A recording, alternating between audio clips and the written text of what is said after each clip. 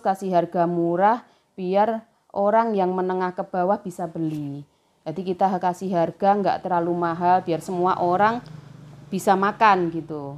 Nah itu buka itu pun dulu juga ada pahit getirnya ya. Waktu baru pertama-pertama itu dulu di tenda di depannya pabrik Apache situ. Pernah kebanjiran juga, pernah dipalak orang juga, pernah dirampok juga di situ. Pernah uangnya diminta semuanya, tapi ada akhirnya orang sebelah desa ini yang bantu tentara gitu. Akhirnya udah enggak berani. Terus pernah juga kena angin roboh juga pernah. Kebanjiran dandang apanya itu yang piring juga ikut ke bawah air juga pernah di situ. Terus masak nasi enggak mateng-mateng juga pernah. Masak air enggak mateng-mateng juga pernah. Kambing baru disembelih itu jarak 4 jam, 5 jam busuk itu juga pernah. Jadi sudah biru gitu, sudah langsung biru busuk gitu juga sudah pernah. Oke, siap. Assalamualaikum warahmatullahi wabarakatuh. Waalaikumsalam warahmatullahi wabarakatuh. Saya owner Sate Joker Mendo. Saya atas nama Ibu Ratih Indarti Mayadita, dan di samping saya ini suami tercinta saya, Dwi Arifin. Saya buka sate, ada beberapa menu makanan. Makanannya ada sate ayam sama sate kambing. Kalau dulu masih sate kambing. Ada berapa tahun kemudian karena orang semua nggak suka ada darah tinggi atau nggak suka makan sate kambing, kita buka sate ayam. Nah, menunya sate kambing ada beberapa, kita kasih menu sate kambing yang tanpa lemak. Orang yang mungkin nggak suka gaje-gaje ya, banyak ada kolesterolnya, kita kasih yang sate kambing khusus yang daging kambing aja. Terus sate kambing yang biasa, terus hati kita sendirikan. Mungkin ada orang yang kekurangan darah, jadi bisa untuk khusus makan sate hati kambing. Sama sate ayam. Harga sate kita sekarang kalau sate kambing yang ada lemak itu 20.000 per 10 tusuknya. Sate kambing tanpa lemak 27 per 10 tusuknya. Kalau hati 21. Dan kita ada menu spesial nasi campur. Nasi campur itu nasi sate gulai. Jadi kalau orang pengen makan yang langsung dapat gulai sama satenya itu nasi campur namanya kita. Sate kambingnya ada 2, ada gulaiannya pakai kuah langsung nasi gitu. Terus juga ada sate gulai atau gulai mangkok juga ada. Untuk harga nasi campur 10.000, nasi gulai juga 10.000. Kalau gulai di mangkok kita pakainya gulainya mangkoknya yang besar ya. Jadi porsinya porsi besar untuk 4 orang, 5 orang kita bisa makan. Nah itu harganya untuk sekarang 19.000. Kalau yang gulai untuk dibungkus itu harganya 8.000. Untuk sate ayamnya kita kasih harga 10.000 per 10 tusuknya. Lokasi kita di sebelah baratnya pabrik Apache Mendo. Kira-kira berapa meter dari pabrik Apache? Dari perempatan pabrik Apache yang? 20 meter. 20 meteran dari pabrik Apache. Jadi ada Gapura Bank Jatim, depannya pabrik Mendo kira-kira 30 meter ya ke barat dari pabrik Apache. Tepatnya di Terus, Jalan Soekarno. Tempatnya jalan bukan Pari Kediri, Jalan Pari Kediri. Terus kalau untuk jam bukanya kita sekarang buka dari jam 10 sampai jam 9 malam. Finish terakhir sih tutup setengah 10. Jadi untuk jam 9 lewat juga masih bisa. Terakhir kita tutup total jam setengah 10 malam. Kalau habis sate kita tergantung kambing. Kalau kambing kita potong umum rata-rata 2-3 sih. Kalau besar-besar kita potong 2, kalau agak kecil-kecil kita potong 3. Seukurannya seperti itu kalau kambing. Kalau untuk ayamnya, kita rata-rata 25 kilo. Kalau biasanya malam minggu ya bisa 30 kilo. Gitu. Untuk sekarang ini. Untuk karyawan kita sekarang ada 18 ya, 19 orang. Itu udah pagi sama sore. Udah termasuk yang sembelih kambing juga. Kita soalnya sembelih kambing kita juga kasih gaji bulanan juga. Terus hariannya waktu sembelih kita juga kasih. Dan untuk anak-anak yang lainnya semuanya gaji bulanan. Kita terbuka semua. Kalau untuk resep makan semua sekarang yang kerjain karyawan. Cuma ada kadang bumbu-bumbu akhir yang harus saya sendiri yang kasih gitu. Kayak untuk finishingnya ya. Kalau untuk bumbu kita soalnya bumbu gulai kita bikin langsung banyak sekalian. Jadi langsung banyak dibikin nanti untuk setengah tahun atau untuk 3 bulan gitu. Jadi difermentasi. Kita gulai digiling kayak empon-empon ya, empon-empon bawang merah bawang putih itu digiling semuanya, digoreng gitu sama kasih garam. Jadi difermentasi pakai garam. Jadi bisa awet. Dan itu nanti kita tinggal pakainya mau banyak berapa kilo itu semua karyawan yang bikin ya. Nah, nanti untuk finishingnya bumbu gulai itu kan kadang kasih bumbu-bumbu penyedapnya atau garam gulanya lah itu saya sendiri yang kasih gitu. Soalnya kadang kalau anak-anak itu ada kurang kemantepan gitu. Kalau bumbu sate juga begitu. Kita bikinnya juga berapa kilo, nanti semua yang siapin bumbu-bumbu pelengkapnya itu juga saya sendiri gitu. Kalau itu saya sendiri. Jadi itu semua saya. Terus karena sama finishingnya mau kasih kecap atau itunya juga itu saya sendiri. Sebetulnya bisa juga karyawan ada salah satu kalau saya nggak bisa. Ada salah satu bisa kita sudah ajarin. Tapi nggak semua karyawan bisa. Karena kadang bilangnya masakan itu kedatangan itu beda. Walaupun bumbu sama kerjainnya sama. Kadang tangan orangnya beda itu rasanya juga sudah beda. Seperti itu. Ada pos-posnya ya, penyajian kayak nasi campur, kayak bikin di piring, itu juga semua karyawan nggak semuanya bisa. Itu juga ada kita gimana penyajiannya yang bagus. Kalau nasi campur harusnya taruh satenya di mana, sambelnya di mana, gulainya harus seperti apa. Itu juga ada yang bisa, ada yang enggak. Tapi kita udah selesaikan semuanya, karyawan yang kerjain udah bisa. Kalau untuk nama joker banyak memang yang tanya, kadang kok Mbak kenapa kok dikasih nama joker, bilang gitu. Kenapa kok namanya kok joker, pasti gitu. Itu karena dulu Bapak sering break-breakan ya, break-breakan radio, itu dia pakai nama bekennya itu nama apa yang itu namanya? Gitu tuh. Nama di udaranya itu pakainya joker. Jadi biar orang semua tahu kalau ini saya buka sate. Kalau dulu kan nggak ada media sosial ya, nggak ada HP, nggak ada itu. Jadi pakainya kan dari mulut ke mulut kan seperti itu. Jadi pakainya Bapak karena dia terkenalnya di udara itu joker, makanya dia pakai nama joker. Terus berdirinya Ibu mulai jualan tahun 89-90. Semua dulu yang kerjain ya Ibu, Bapak, saya sama adik. Ada karyawan 1. Usaha sate joker ini dulu yang mulai usaha Ibu. Ibu pulang dari Surabaya, di rumah karena bingung nggak ada mau usaha apa, karena Ibu sukanya itu makan sate. Di mana-mana kalau pigi-pigi itu sukanya mesti makannya sate ya. Jadinya Ibu pengen usaha buka sate. Nah, pengalaman juga belum ada. Pengalaman bikin sate seperti apa belum ada. Jadi Ibu kalau beli sate, mana sate yang enak itu Ibu samperin. Terus di situ tanya, kalau bikin gulai itu seperti apa, gimana? Kalau bikin sate itu bumbunya apa gitu. Terus di rumah dipraktekin sendiri. Jadi Ibu dulu beda-bedain dari satu sate yang beli sate yang satu ke satu istimewanya apa, dia dibikin sendiri di rumah. Nah, akhirnya untuk mau usaha jualan itu Ibu beli sate yang paling enak, Ibu masak sendiri di rumah, akhirnya suruh cobain sama keluarga. Tapi Ibu nggak kasih tahu yang punya masakannya Ibu yang mana gitu, kayak gulai itu juga gitu. Nah, ternyata banyak ke condong yang enak Ibu. Nah, itu baru Ibu berani buka gitu. Karena juga cuma sehari itu laku berapa puluh tusuk gitu. Akhirnya satu kambing laku cuma 50 tusuk, 30 tusuk juga pernah. Akhirnya dulu kita belum ada kulkas, belum ada freezer, cuma itu cara penyimpanannya sate kalau masih ada itu taruh di dandang, sampingnya itu dikasih es gitu, taruh di bak gitu, ditutup rapat gitu. Jadi kayak nyimpannya seperti itu dulu.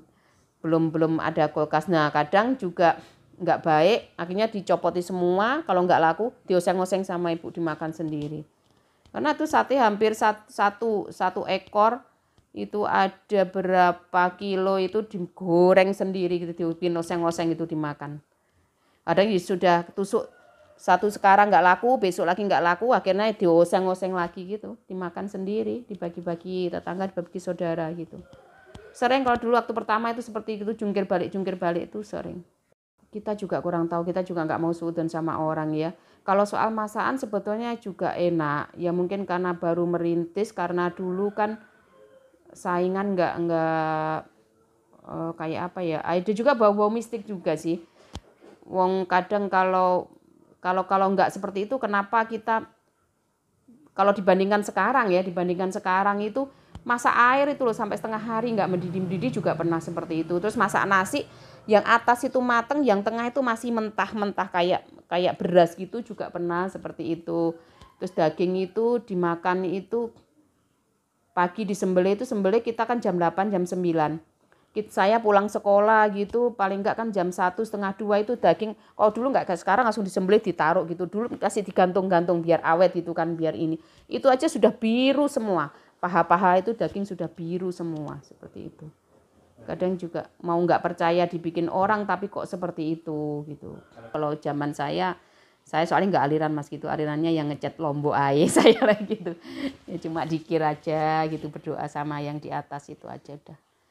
Kalau saya ininya gini, pelayanan yang penting baik, warung bersih, orangnya ramah, makanan saya enak, jaga kualitas, harga murah, insya Allah laku kalau saya gitu. Yang penting selalu dijaga itu aja saya gitu. Dan saya selama saya pegang, saya bilang yang makan-makan gimana rasanya, oh tetap kayak sama ibu gitu aja. Saya sudah bersyukur gitu loh, paling enggak beda. Kadang kan beda generasi dipegang saya sama ibu, kadang kan banyak orang ya mungkin jual makanan itu tangan-tanganan kan itu juga. Jadi kalau pindah generasi biasanya oh kok malah sekarang kok jadi enggak enak, kok sekarang jadi gini, kan biasanya seperti itu. Tapi alhamdulillah ini kok kayaknya enggak gitu.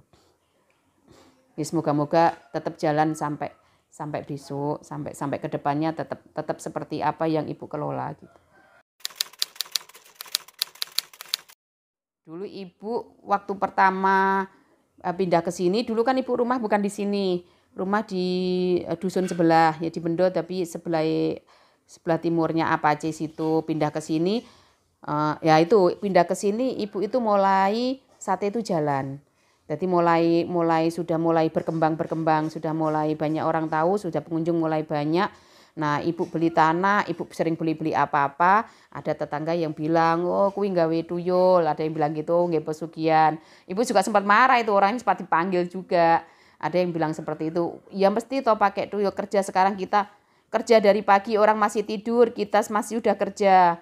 Enggak istilah orang sudah tidur, kita juga masih kerja, ibu bilang gitu. Gimana kerja kerasnya, nggak ngerti hujan, nggak ngerti dingin, nggak ngerti malam, nggak ngerti pagi, sudah kerja kok digituin gitu ya. Ya ada juga fitnah seperti itu dulu waktu zamannya ibu, kalau sekarang sih enggak.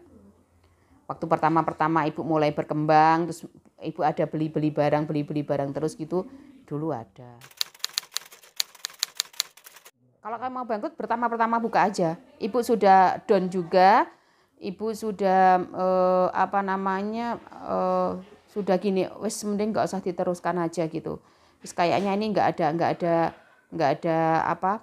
ada solusi. Akhirnya kita ibu bapak kan juga itu ke spiritual gitu, dibilangin sate kalau bisa simpan yang baik. Mungkin karena dulu penyimpanannya ya yang nggak baik, mungkin ada bau atau gimana yang bikin itu. Terus pelayannya ditingkatkan. Nah, akhirnya ibu beli freezer, beli kulkas, akhirnya sate sebisa mungkin fresh terus. Jadi nggak sampai simpan beberapa hari gitu. Terus baru mulai naik lagi. Juga ada kendala juga mungkin karena dulu pernah nggak sepi. Kalau ibu itu kayak ada saudara kan tinggal di warung gitu toh. Terus tidurnya di situ. Nah, dia ada kayak bawa perempuan gitu loh ke situ. Nah ibu kan paling anti kayak seperti itu, warung nggak boleh buat jualan, maksudnya buat tempat ini gitu, seperti itu. Akhirnya ya itu kendalanya mungkin karena ini ada yang orang dalam, saudara yang itu, oh makanya warungku sepi, ibu bilang gitu ya. Mungkin itu mitos ya, nggak tahu.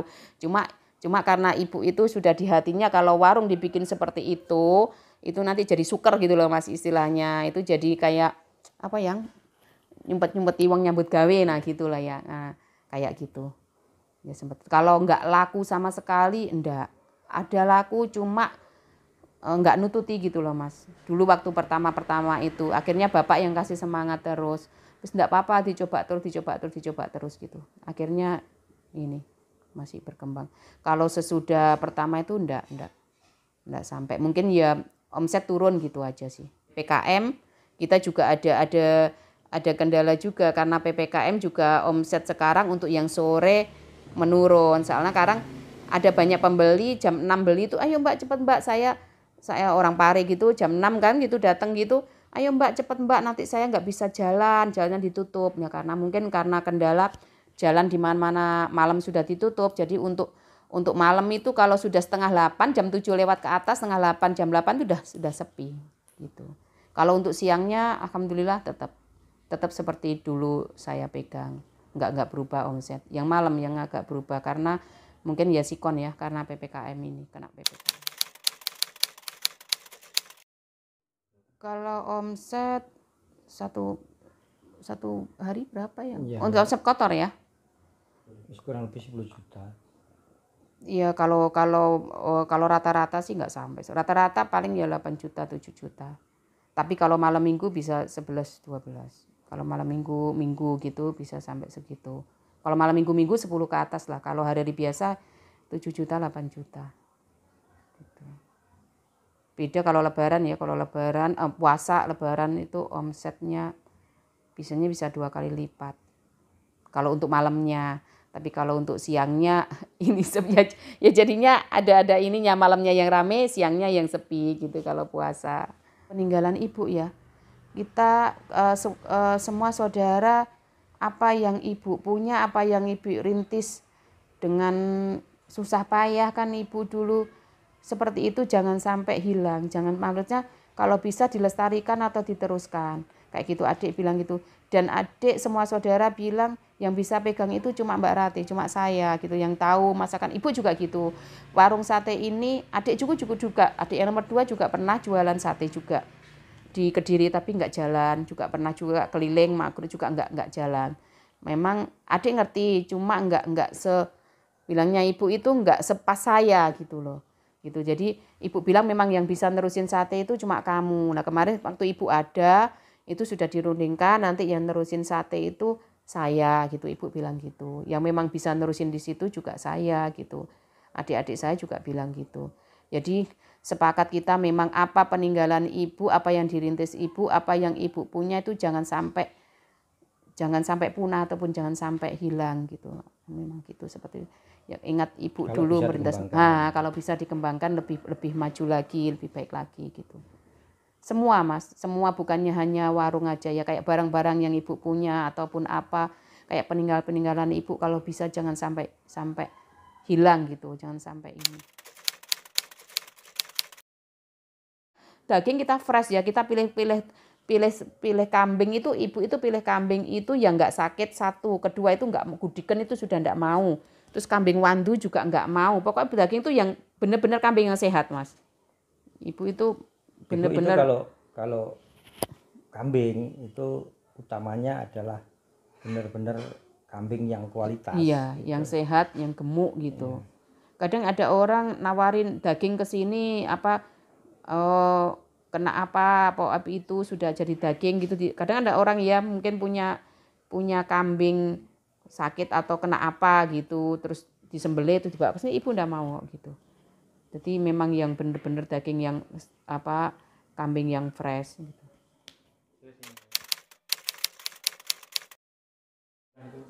Kalau kita sepi kita rugi.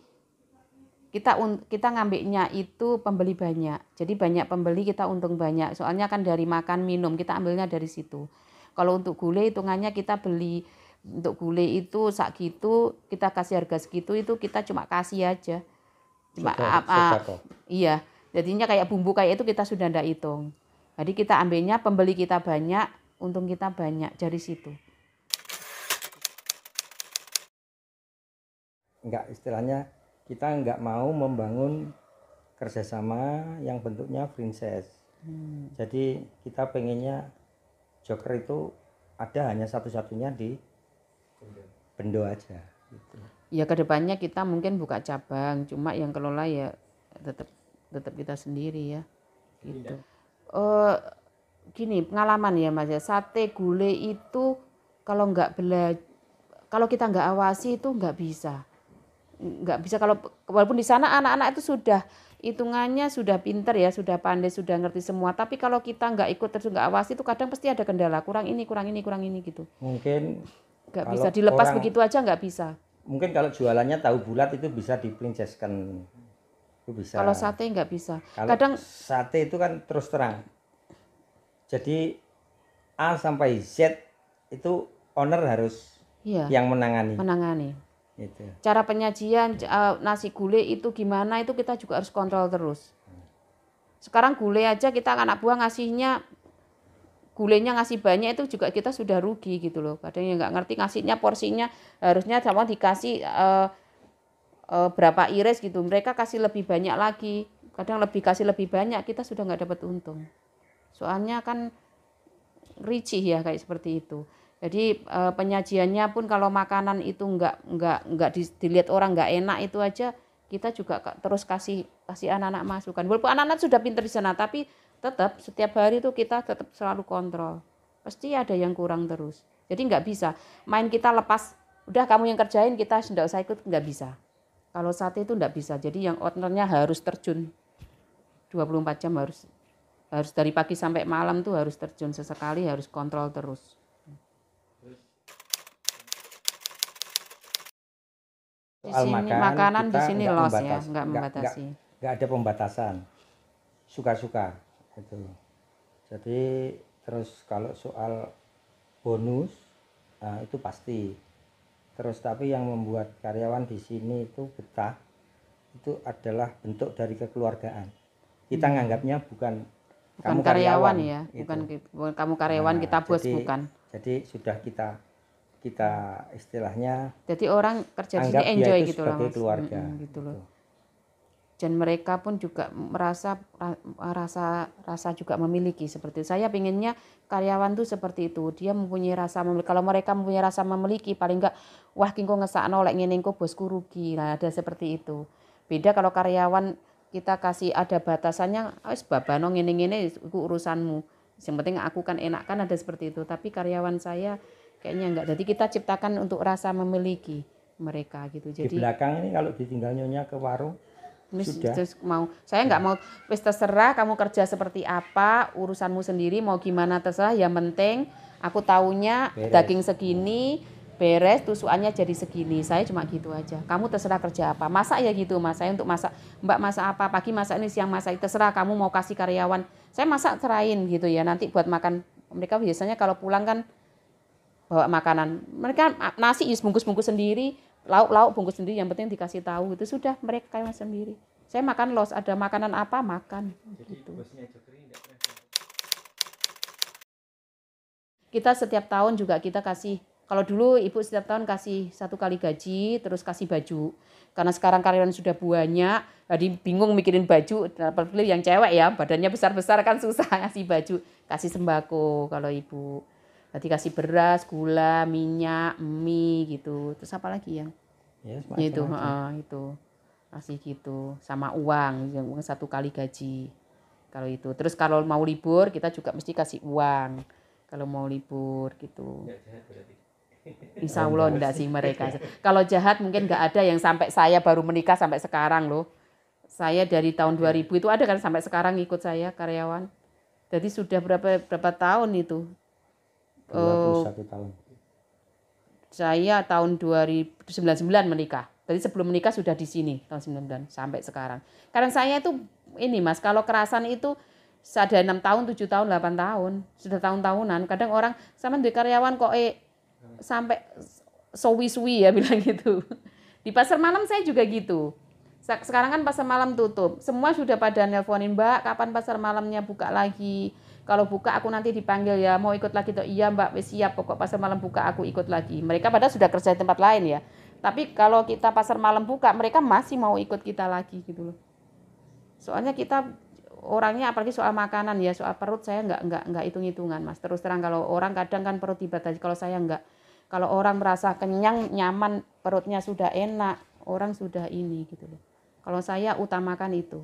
Perut jangan sampai mereka itu kurang lah saya gitu. Jadi karyawan cuma makan di sana Bebas. Kadang itu juga saya kasih, kalau saya nggak ini kasih sate gitu. Makanannya untuk siang, iya bawa pulang gitu. Kalau malas masak, tusukannya banyak gitu, wes makan sate aja gitu. Kalau sekali datang, ayo makan-makan, wes Karyawan makan. yang di sana, Yang sore tuh setiap kali mesti makan. karyawan yang di warung itu setiap pulang malam bawa sate. Bawa sate, bawa nasi mesti Gitu. gitu. jadi nggak dijual malah dikasihkan gitu aja. Iya, Iya. dikasih. Mereka pasti bawa pulang kan untuk jatah makan sore ya, kadang nggak dimakan di situ dibawa pulang. Sate terserah mau sate ayam ya monggo, sate ayam, sate kambing ya monggo gitu saat mereka udah. Jadi bebas. Bebas udah. kita. Kalau Makanan soal makan, mau minum, kamu mau minum apa aja ya wis monggo gitu. Enggak batasi mau Kita- es jeruk, mau teh, ya. mau sirup, mau apa yang ada di situ wis monggo. Kita los kalau soal makanan ya. Enggak ini. kita minuman nggak pernah. Kamu air putih aja nggak pernah. Enggak. Jadi suka es teh buat es teh, suka es jeruk buka pakai es jeruk. Iya. Jadi kalau mereka ambil seenaknya, maka seenaknya kan otomatis rugi. Gimana itu? Saya nggak pernah berpikir gitu ya. Iya. Maksudnya ya mungkin mereka ya seenaknya gitu. Mungkin kalau baru-baru saya mikirnya biasanya kalau anak yang baru mungkin karena di luar itu semua makan sate, makan nasi, makan apa gitu. Tapi saya pikirnya kalau wis lama-lama pasti belenger gitu. Wis nanti sudah lama-lama sudah nggak mau sedih. Pasti sering. Yang kadang akalan lainnya yang bilang, "Mbak anu gini-gini, Mbak ambil sate dari luar bawa ke belakang ala wis bene." Gue sesuai lah belenger lah tidak mau. Ya ada juga dari karyawan gitu ngambil dari depan gitu di belakang dimuakani. Kadang yang lainnya ya tahu, kadang dikasih tahu. Kalau mau mending minta, jangan ngambil, saya gituin. Kamu minta lo enggak apa-apa, saya bilang gitu. Kalau pengen apa-apa mending minta ya, jangan ngambil. Saya selalu kering-kering gitu anak-anak. Kadang kalau saya diambil walaupun empon-empon atau apa, saya merasa di sini sesek ya, enggak rela. Tapi kalau mereka minta, "Mbak, saya minta ini ya, tak apa buat ini masak." Enggak apa-apa. Kalau saya mending gitu, kamu mending minta daripada kamu ngambil. Saya saran gitu. Dan kalau yang orang itu kadang sehari bisa sampai 4 gelas, 5 gelas gitu tuh. Minumnya banyak wis bening, kok lek wis blenger wingo lek wis gak gelem. Saya bilang gitu. Ya gitu. Sering Mas kalau biasanya anak yang baru-baru ya, baru-baru kerja seperti itu kalau di sini. Tapi nanti di sini sudah mau makanan banyak, sudah ini wis sudah ndak mau. Gitu sudah ndak mau. Karena mereka sudah ngerti, sudah bosen lah istilahnya gitu terus. Tambahin. Saya konsepnya harga murah, pelayanan bagus, tempat juga bersih, makanan enak. Kalau orang aku rasa balik saya gitu. Kalau ibu itu ngasih tahu saya itu begini. Soalnya saya di entertain. Kamu berada di mana saja. Nanti kalau ada rumah makan yang rame itu pasti 2. Kalau enggak murah pasti enak. Pasti enak. Itu pasti rame. Itu. Jadi makanan katakanlah rumah makan atau restoran atau apapun namanya, itu yang rame itu prinsipnya ibu itu 2. Enak, murah. Murah di situ. Nah, itu. Jadi kalau kemana-mana beli makanan tuh cari yang rame. Ya. Itu mesti enak, murah. Ya. Makanya ibu pakainya itu. Ya. Jadi makanan yang rame itu pasti enak. Wah di pasar malam aja Mas, kita kasih harga mahal sama ibu ndak boleh kok. Gak usah kasih harga mahal, ngesakno, wong-wong gak iso numpak. Mending kasih harga murah, dia mau naik bolak-balik. Ini selalu dimarahin. Ojo larang-larang nak duwi, ngesakno, ibu gitu. Ya yang ya. Gitu. Terus ini Ya untuk teman-teman yang usaha terutama di bidang kuliner, ya itu dengan situasi pandemi ini harus pandai-pandai itu untuk membaca momen, terus memanfaatkan situasi sekecil apapun gitu. Karena situasi pandemi itu nanti belum yang namanya PPKM level sekian itu juga istilahnya apa ya, membuat usaha itu tidak bisa stabil gitu. Itu harus jeli. Terus kemudian dari pelaku usaha itu benar-benar bisa membaca momen itu. Jadi intinya semua orang itu kan sama, pengen usaha, pengen sukses, kan seperti itu. Tinggal bagaimana untuk membaca momen di saat pandemi ini biar kita tetap eksis, syukur-syukur berkembang itu. Ya, sekarang kita pakai ada ini GoFood. Jadi kemarin adik bilang karena seperti ini pakai GoFood, Mbak, gitu. Jadinya kita sudah mulai ada GoFood. Terus sebelum GoFood itu adik saranin pakai siap antar seperti itu, pakai kurir gitu. Tapi ya jalan berapa hari ya yang itu. Ya ada juga ya, jadi kita siap antar terus pakai GoFood ini, sekarang kita pakai GoFood. Ya alhamdulillah untuk baru ini ya ada kadang 6 pesanan, 7 pesanan, 8 pesanan gitu. Rencana kedepannya ya kita sudah mulai membuat rencana kira-kira kalau untuk akikoh orang itu 1 kambing berapa, 2 kambing berapa. Saya udah bilang sama suami untuk tanya ke lainnya. Soalnya sudah lama ya vakum ibu sudah lama sudah nggak pernah pakai akikoh sana, tenaganya yang kurang.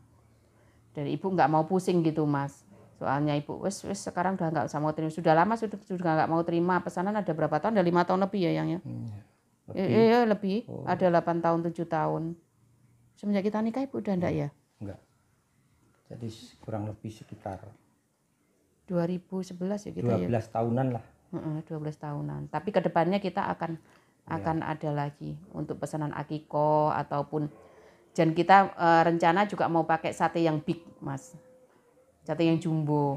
Dan jadi untuk orang mungkin kadang kan kebanyakan keluhan di tempat kita satenya kecil. Memang karena harganya murah jadi satenya kecil. Jadi kita untuk orang yang mungkin pengen makan yang kelihatan gigit itu daging gitu ya. Nah kita akan rencana bikin sate juga yang jumbo yang besar. Jadi untuk harga yang untuk rata-rata untuk semua, maksudnya untuk penjual sate di luaran gitu. Dan untuk itu kita akan itu juga. Jadi untuk kedepannya kita akan kembangkan itu di situ untuk kuliner sate. Jadi semua sate kalau bisa kita itu ada. Suami juga maunya kalau sudah sembuh nanti mau bikin sate talkun gitu atau sate kelinci. Kemarin kan juga sudah pernah seperti itu. Waktu zamannya ibu enggak boleh. Nah kemarin waktu zamannya ibu saya bilang, Bu bikin sate yang besar biar orang yang menengah ke atas mungkin buat panggil teman relasinya datang. Kalau satenya kecil kan nggak enak, bikinnya besar. Ibu nggak mau, kalau ibu zamannya ibu mau rebyek gitu loh mas, itulahnya. Saya nomor HP 0821 41 891 588. Cukup satu aja.